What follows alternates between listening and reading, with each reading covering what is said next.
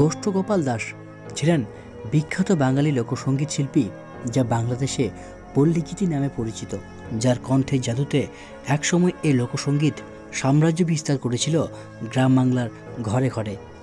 তাই তো গ্রাম বাংলায় তার কোনো প্রতিদ্বন্দ্বী নেই, সেখানে তিনি সম্রাট। ঠিক এই কারণেই প্রায় 5 দশক ধরে তার প্রাণ কাঁদানো গানের মাধ্যমে পশ্চিমবঙ্গের গ্রাম ও মফস্বলগুলিকে সম্মোহিত করে রেখেছেন কিংবদন্তি লোকশিল্পী গোষ্ঠ গোপাল দাস। তার গানের ছত্রে ছত্রে কেবলই জীবন যন্ত্রণা ও বিষাদ, তাই বুঝি তিনি স্পর্শ করতে পেরেছিলেন গ্রাম বাংলার হৃদয়। 1948 সালের 8ই জানুয়ারি অবিভক্ত দিনাজপুর জেলার জন্ম হয়েছিল গোষ্ঠ গোপাল দাসের। বাবা দীনবন্ধু দাস ও মা হরিদাসীও ছিলেন বাউল সম্প্রদায়ের। বাবা দীনবন্ধু তার ছেলেকে অত্যন্ত যত্ন নিয়ে শিখিয়েছিলেন বাউল, ভাটিয়ালি, ভাওয়াইয়া, মুর্শিদি, জারি ও মারফতি গান। তাই তো বাবার শিক্ষায় শিক্ষিত হয়ে পরবর্তীতে গোষ্ঠ গোপাল দাস রহস্যের মোড়কে মোড়া বাউল গানেই সঁপে দিয়েছিলেন নিজেকে।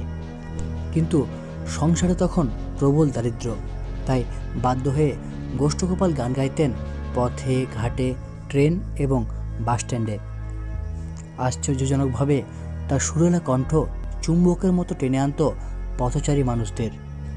তাই তো প্রচুর অর্থকষ্টে থাকা সত্ত্বেও তার নাম ছড়িয়ে পড়তে শুরু করেছিল গ্রাম বাংলার ঘরে ঘরে। প্রথম আবির্ভাবে শ্রোতাদের মন জয় করে নিয়েছিলেন গোষ্ঠ গোপাল দাস। বাংলা চিনেছিল বাউল সঙ্গীতের আকাশে সদ্য জেগে ওঠা এক ধ্রুবতারাকে। তারপর আর পিছনে ফিরে তাকাতে হয়নি গোষ্ঠ গোপালকে। হাতে খমক, কপালের রসকলি, খোপা করে বাঁধা চুল, সুঠাম সুদর্শন গেরুয়াধারী গোষ্ঠ গোপালের গানের নেশায় বুঁদ হয়ে গিয়েছিল গ্রাম বাংলা। সেই সময় গ্রাম বাংলার এমন কোনো জায়গা ছিল না যেখানে পা পড়েনি গোষ্ঠ গোপালের। তখন ছিল ক্যাসেটের যুগ।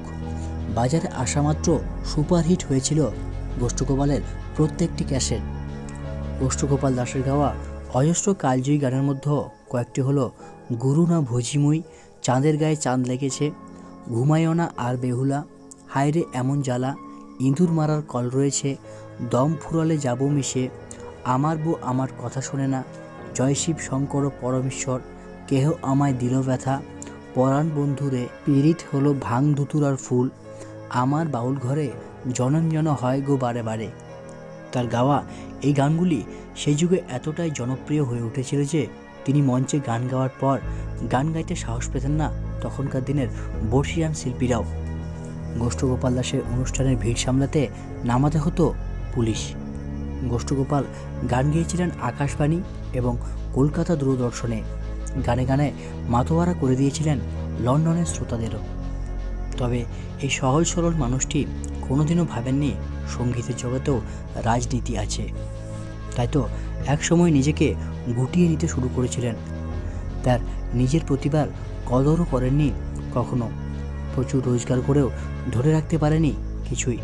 তাই জীবনের শেষ প্রান্তে গোষ্ঠ গোপালকে গ্রাস করেছিল তীব্র অর্থকষ্ট। দুঃখ ভুলতে আশ্রয় দিয়েছিলেন নেশার কাছে।